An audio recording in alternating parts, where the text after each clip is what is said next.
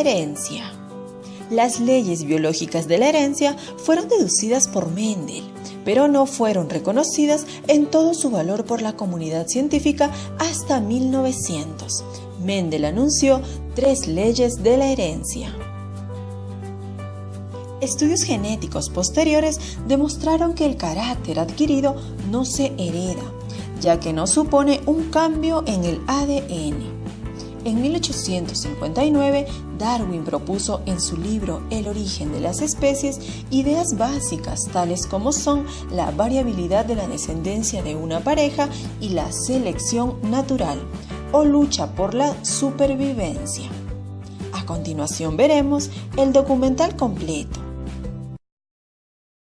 La naturaleza, en todas sus maravillosas e inusuales formas, muestra una extraordinaria diversidad de formas, tamaños, colores y texturas. Incluso dentro de una especie en particular, hay una variedad de características y rasgos diferentes. Sin embargo, en un examen más detenido, es posible ver similitudes dentro de formas de vida, semejanzas que son demasiado importantes para atribuirlas a algún accidente genético al azar. Son estas similitudes especiales que solamente pueden explicarse mediante un patrón de continuidad conocido como herencia. Y es a través de estos patrones de la herencia, a través de este delicado pero deliberado traspaso de características, de generación en generación, que se aseguran los ciclos de la vida.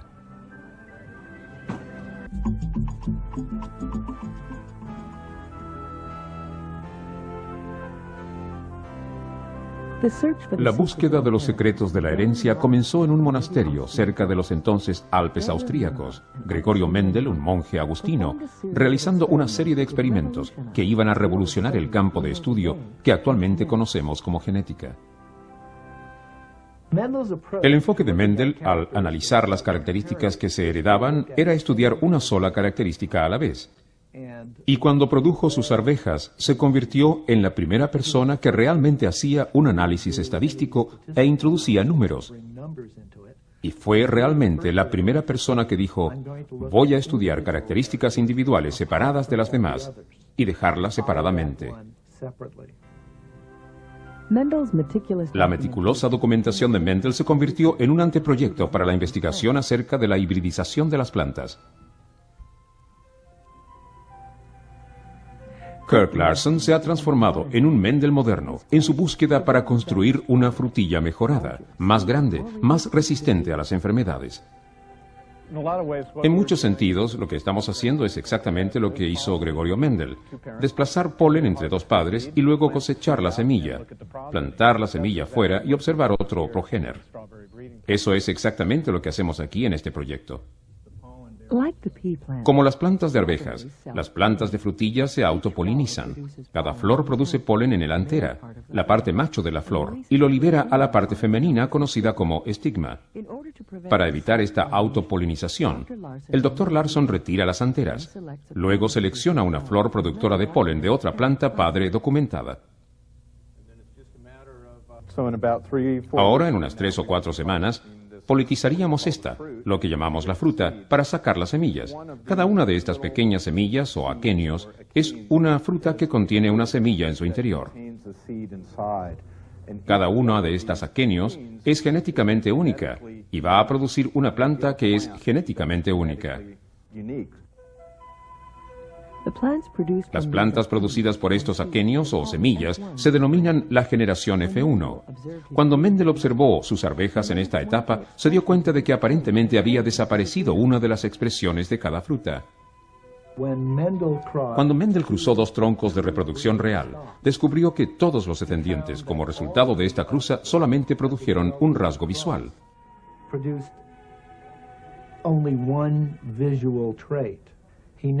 Él denominó rasgo dominante al que era aparente en esa generación e identificó el que no aparecía como rasgo recesivo.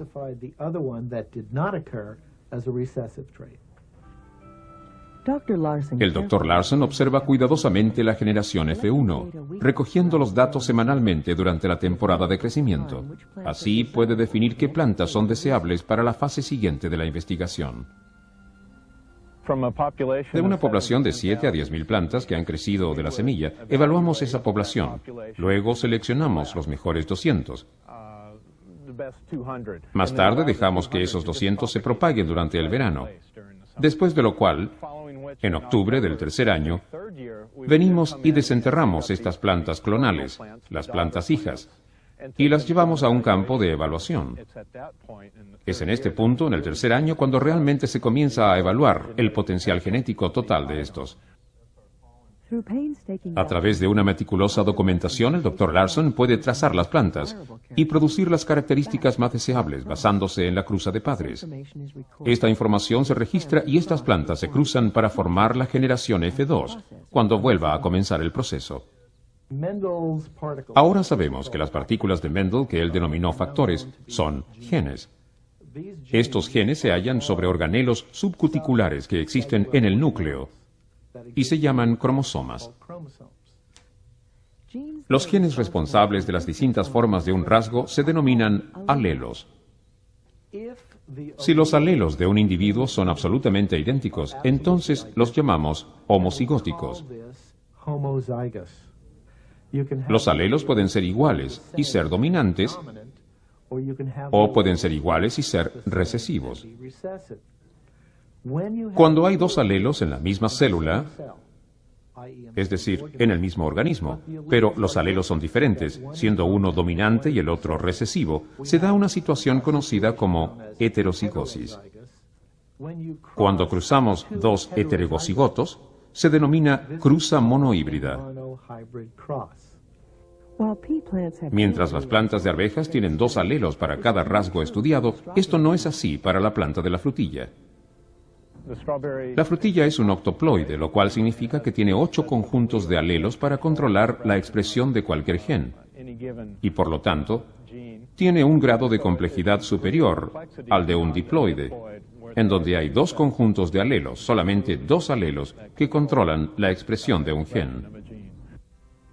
Como las arvejas tenían solo 2 alelos para cada rasgo, había más factibilidad de reconocer el patrón simple, obtenido de varias cruzas monohíbridas. Un rasgo como tipo de cola está controlado por 2 alelos que se separan cuando se forman los gametos macho y hembra. Cada gameto recibe un alelo. Para graficar descendientes potenciales, los científicos emplean un dispositivo llamado cuadrado de Punnett. Los gametos machos se colocan por el costado del cuadrado y los gametos hembra en la parte superior. Simbolizamos el alelo alto dominante con una T mayúscula y el alelo bajo recesivo con una T minúscula. Como cada padre heterocigoto tiene un alelo dominante y uno recesivo, pueden producir 2 tipos de gametos. Esta es la base de la ley de segregación.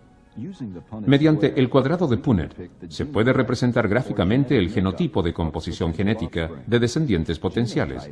Los genotipos determinan la apariencia física del fenotipo.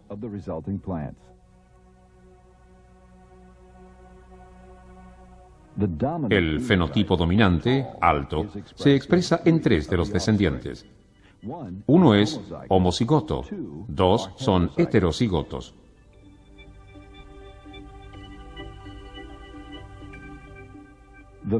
El cuarto descendiente posible, que es homocigoto recesivo, es bajo. Esta cruza produce la misma proporción 3:1 obtenida por Mendel. Después de documentar los resultados de la herencia de solo un rasgo, Mendel estudió la herencia de 2 rasgos a la vez. Cuando él hizo un cruce de este tipo, los datos que él recogía revelaron que estos se traspasaban independientemente del otro. Su observación de los cruces bihíbridos o cruces de factores duales llevó a la elaboración de la ley de la clasificación independiente de Mendel. Un cruce bihíbrido involucra padres heterocigotos para 2 rasgos. Aquí se presentan como P para el color morado dominante. Sin ningún patrón especial indicado, los gametos masculinos se podrían formar con el alelo P, alineándose con la T mayúscula o minúscula. El alelo P minúscula se alinearía de manera similar. La hembra heterocigoto produce las mismas combinaciones. Los descendientes presentan 16 combinaciones posibles. 9 son altos con flores moradas, las expresiones dominantes. 3 son altos dominantes con blanco recesivo. 3 más son recesivos con morado dominante. Una última combinación es homocigoto recesiva para ambos rasgos. Nuevamente, la proporción 9 a 3 a 3 a 1, determinada por la clasificación independiente, guarda semejanza con las observaciones de Mendel. Los criadores de frutillas se benefician de los años de ensayos y errores por parte de los investigadores que intentan crear una combinación ideal de rasgos dentro de una ascendencia de plantas. Una variedad nace cuando se produce una combinación de rasgos que sea significativamente distinta a la que ya existe. Podemos criar las plantas y obtener gran productividad de ellas, pero es realmente en el campo del productor en donde se ve su verdadera aptitud, la expresión real del potencial genético de esa planta en el mundo real. Por lo común, esto implica un proceso de 7 años para nosotros. Este tipo de trabajo dedicado ha producido más de 20 nuevas y más atractivas variedades de frutillas durante los últimos 50 años. Pero más importante, el Dr. Larson se encuentra probando que es posible identificar patrones de herencia igualmente significativos.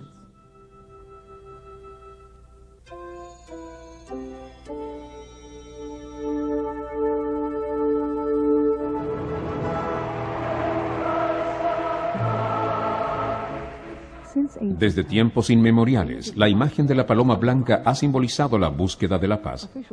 Alrededor del mundo, ceremonias oficiales celebran esta imagen de bandadas de pájaros mientras son soltados para revolotear y planear sobre la multitud observante. Sin embargo, los pájaros que ven en realidad pueden ser palomas mensajeras blancas, es decir, primos de las palomas reproducidos en forma especial. Nuestro negocio comenzó con los Juegos Olímpicos del año 84. El Comité Olímpico se contactó conmigo y con mi esposa y nos pidió que suministráramos una bandada de palomas mensajeras blancas puras para las ceremonias de inauguración y cierre.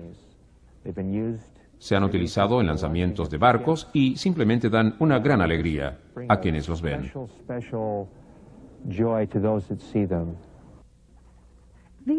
Estas bandadas híbridas son un ejemplo de una de las muchas notables excepciones a las leyes de la herencia de Mendel.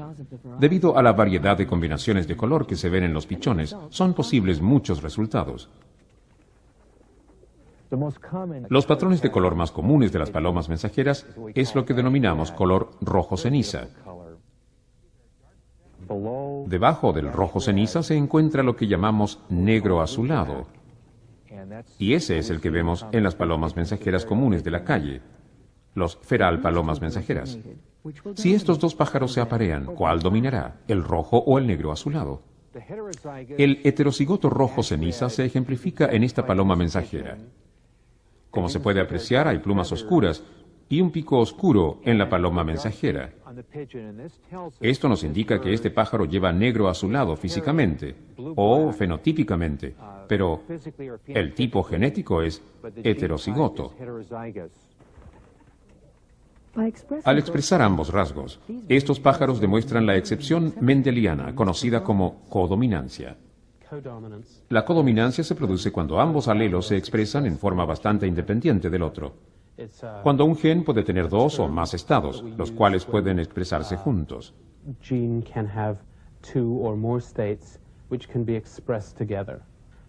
Y quizás el ejemplo más simple son los grupos sanguíneos A, B, O, en donde en los seres humanos existen 3 alelos de este gen en particular. El alelo A mayúscula, el alelo B mayúscula y el alelo O mayúscula. Así uno puede ser AB, y en ese caso se da una codominancia, porque si uno tiene una copia A y una copia B, se ponen ambas proteínas en las células sanguíneas, y uno se define como miembro del grupo sanguíneo AB. La dominancia incompleta es una situación diferente en donde 2 alelos homocigotos tienen 2 genotipos distintos. Y un ejemplo común de esto es el gen rojo de los dragones. De modo que un dragón rojo homocigótico es la flor roja. Hay un mutante que no produce la enzima, y si uno tiene un homocigoto para ese, la enzima no se produce y la flor es blanca. Pero el heterocigoto no es rojo, como si el rojo fuese dominante. De hecho, es rosado. La expresión blanca en el color de la paloma mensajera es un ejemplo de epistasis. Las palomas mensajeras blancas son un gen epistático y es un gen que de hecho cubre el color. Las palomas mensajeras blancas, de las que estamos hablando, son pájaros que están manchados, tienen ojos muy oscuros. Cuando el gen epistático del blanco está bastante concentrado, el resultado va a ser una paloma blanca pura. Este es un fantástico ejemplo de epistasis. Su expresión puede ser normal en el ojo, pero este tipo específico de mutación provoca que no sea activa en las plumas. El efecto de aquello es cubrir los demás colores posibles que otros genes podrían codificar. De modo que si tenemos rojo versus negro azulado, esos colores son cubiertos por el efecto de instruir a la pluma para que no tenga color. Así, el gen blanco es epistático frente al segundo gen que controla la elección entre rojo y negro azulado. Nosotros producimos pájaros que tengan color, que tengan plumas blancas en su cuerpo, y los cruzamos entre sí. Los F1 que tienen las plumas más blancas en su cuerpo, los cruzamos entre sí. Continuamos con esto durante la cantidad de generaciones que se necesiten para obtener un blanco puro. El color blanco de las palomas mensajeras es un ejemplo de interherencia poligénica o interherencia de factores múltiples, ya que se necesitan varias generaciones para conseguir una coloración blanca pura. El hecho de que en estos experimentos de reproducción de palomas mensajeras los pájaros originales tengan unas pocas plumas blancas y que luego, mediante reproducción progresiva, se pueda obtener una paloma mensajera más y más blanca, sugiere que de hecho esto puede ser provocado por más de un gen. Así que lo llamamos herencia poligenética, donde cada uno de los genes individualmente hace un pequeño aporte hacia el fenotipo total. Y estamos viendo el efecto promedio de los estados de muchos genes. Y solo cuando se selecciona el alelo blanco en todos los casos, o en la mayoría de los casos, es posible acercarse a un pájaro totalmente blanco. Es como una especie de máquina lenta con múltiples rodillos. Cada uno de ellos va a tener un efecto pequeño. Pero uno no va a sacarse el premio mayor hasta que todas las figuras sean iguales. Al momento en que el Dr. Carpenter llega al F3 o tercera generación, los resultados son casi blanco puro. En la generación F3 obtenemos pájaros que son 7 u 8 blancos y tenemos plumas de color feo. Yo tomaría pájaros como este y los cruzaríamos entre sí, y en la próxima generación obtendríamos pájaros que son blanco puro. La reproducción de animales y pájaros es un trabajo de ensayo y error basado en la observación de las leyes de la herencia. El Dr. Carpenter ve a su bandada como una obra de amor. La belleza es fenomenal. Son animales genéticos maravillosos para trabajar. Las cosas han progresado mucho, en donde hemos tenido la suerte de ganar dinero con algo que amamos. ¿Y qué más puede pedir uno en la faz de la tierra, aparte de hacer lo que realmente queremos?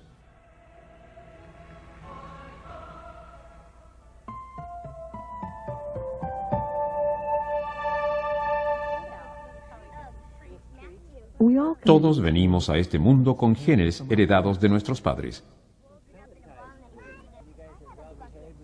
Desafortunadamente, a veces, esto también incluye una mutación específica que podría causar un trastorno amenazante para la vida. Por lo general, estos trastornos se relacionan con el sexo del niño y pasan por la historia de la familia. A mí me diagnosticaron a los 5 o 6 meses de edad, y la razón por la cual mis padres se sorprendieron, aunque la hemofilia es prevaleciente en mi familia, es porque tengo 2 hermanos mayores, y ninguno de ellos padece de hemofilia. Y llegué yo y mi madre dice, no debo tener hemofilia por este lado, que venga otro niño. Entonces el dado se volteó con el 5 arriba. He tenido tíos y primos que tuvieron hemofilia, y la madre de mi madre era una Estuardo, remontándonos a los Estuardos de Escocia.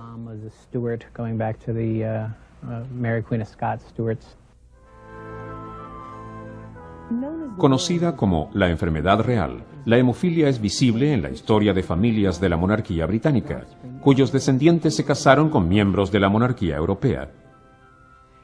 Al bosquejar el árbol de esta familia real, se aprecia que la hemofilia es mucho más común entre los varones de la familia. Una historia familiar tan detallada se llama pedigrí. Una de las formas de discernir la herencia genética en los seres humanos es viendo un árbol familiar. Los denominamos pedigríes, y en los pedigríes es posible rastrear la transmisión de un gen en particular, especialmente si éste produce una enfermedad.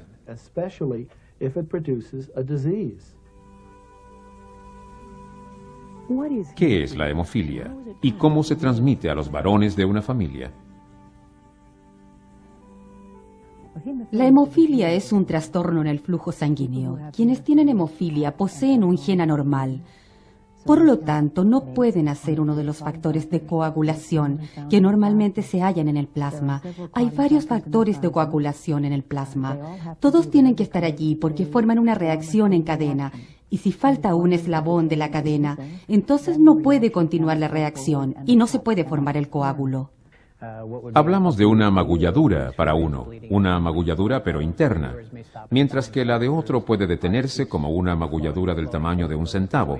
La nuestra sigue corriendo y corriendo hasta que llena un área de articulación y provoca presión en los nervios, lo cual provoca dolor, rigidez, inflamación y finalmente puede deteriorar la articulación. Uno termina con artritis y otras dificultades debido a los sangramientos que se producen. Los factores de coagulación que suelen ser deficientes son el factor 8 y el factor 9, y los genes que codifican estos factores de coagulación se encuentran en el cromosoma X. La ubicación de estos genes entrega una clave acerca de por qué la hemofilia es mucho más común en los hombres que en las mujeres. La respuesta está en la forma en que se combinan los cromosomas que determinan el sexo durante la concepción. De los 23 pares de cromosomas humanos, solo uno determina el sexo de una persona. En las mujeres, este par está compuesto de 2 cromosomas X. En los hombres, el par tiene un cromosoma X y uno Y. En la concepción, el huevo de la madre aporta una X, mientras que el espermio del padre puede aportar un cromosoma X o uno Y. Si un cigoto recibe la X de la madre y una X del padre, el hijo será una niña. Si el cigoto recibe la Y del padre, producirá un varón. Así, toda fertilización tiene iguales oportunidades de producir un niño o una niña. 30% de todos los hemofílicos presentan la enfermedad debido a un accidente genético llamado mutación. Los demás, como Brian Kraft, pueden apuntar a la historia familiar. ¿Cómo se hereda este gen? Una mujer es portadora de un gen defectuoso en uno de sus cromosomas X, lo cual significa que tiene la posibilidad de transmitir ese problema a alguno de sus hijos. Si ella tiene un niño que herede el cromosoma X con el gen defectuoso, el niño tendrá hemofilia. De igual forma, ella puede traspasar cualquiera de los cromosomas X a una hija. Y si es el cromosoma con el gen defectuoso, entonces nuevamente la hija será portadora. Mientras que si ella transmite un cromosoma con el gen normal, entonces la hija no será portadora. Cuando se conoce la existencia del gen de la hemofilia en una familia, es importante comprender las ramificaciones en la herencia futura. La probabilidad de una hemofilia severa no debe tomarse a la ligera. Hay hemorragias frecuentes inyecciones intravenosas. En un año dado se pueden gastar fácilmente $200,000 en factor. Y eso es solo con actividad normal y cuidado normal, por lo cual puede ser bastante costoso. El futuro para quienes padecen de hemofilia va a tener un gran impacto producto de los avances en biotecnología, quizás incluso alguna terapia genética. La terapia genética parece ser la tendencia futura que muestra mayores posibilidades, y antes que eso suceda, pienso que veremos factores de coagulación totalmente fabricados, que no tengan productos humanos en lo absoluto, lo cual elimina el riesgo de cualquier virus u otros contaminantes que pudieran transmitirse en el uso del suministro de sangre. En la actualidad se está realizando mucho trabajo en la terapia genética, pero no va a provocar que los pacientes dejen de ser fundamentalmente hemofílicos. Si tienen hijos, tienen las mismas posibilidades de engendrar hijos que padezcan hemofilia, igual que si nunca hubieran sido sometidos a terapia genética. Aquellos que sí manifiestan la enfermedad tienen que luchar, y pocos parecen luchar como Brian Kraft y su esposa Kelly. Kelly y yo viajamos por el país realizando seminarios, generalmente para grupos de personas con hemofilia, grupos de padres con hijos hemofílicos, e incluimos el humor en todo lo que hacemos. No puedo cambiar el hecho de que tengo hemofilia, pero sí puedo cambiar mi perspectiva de lo que significa tener hemofilia. Así que si no estoy feliz por tener hemofilia, eso no sirve ningún propósito. Si puedo encontrar formas para seguir divirtiéndome al margen de mi estado de salud, entonces puedo vivir feliz y disfrutar al levantarme cada día.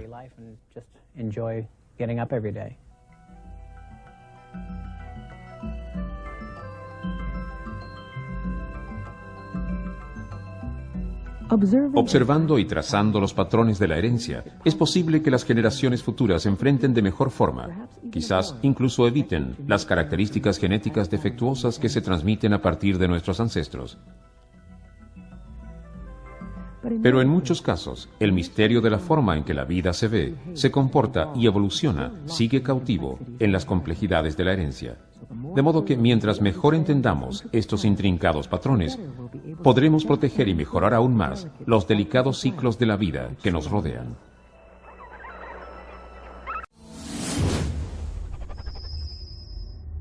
Y observar otro progéner.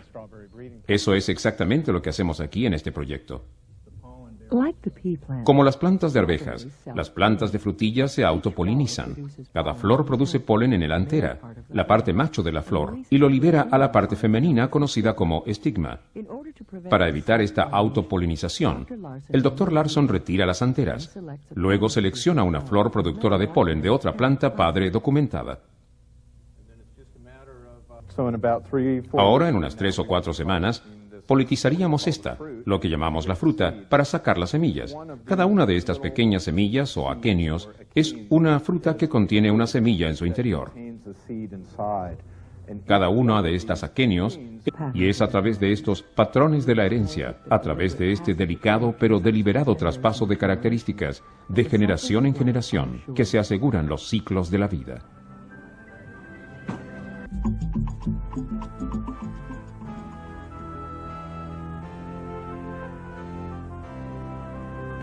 La búsqueda de los secretos de la herencia comenzó en un monasterio cerca de los entonces Alpes austríacos. Gregorio Mendel, un monje agustino, realizando una serie de experimentos que iban a revolucionar el campo de estudio que actualmente conocemos como genética.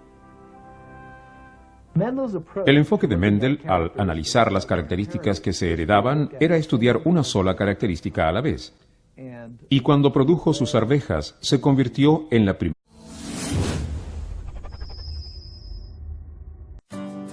Herencia.